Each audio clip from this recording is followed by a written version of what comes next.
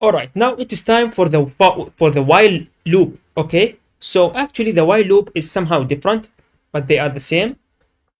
I equals 0. Let's start from 0, and I will put while here, and while I is less than 5. Okay, then yeah, sorry, I forget to put the indentation here, the colon here, and indentation here, so I will print inside it. So let's print I,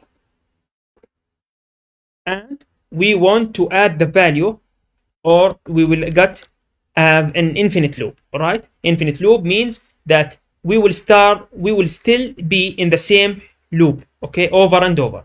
But by doing that, you make sure that everything will stop eventually. Okay, so I will keep increasing the I value until it reach 5. So 5 less than 5, false.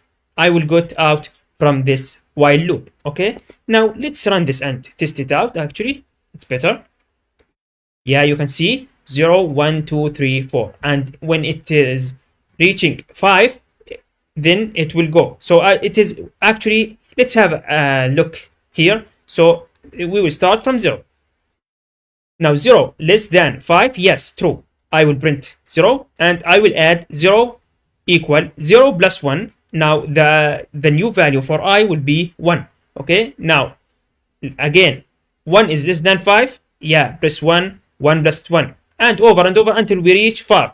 4 less than 5, yes, print 4, and 4 equal 4 plus 1, so which means the new value for I will be 5.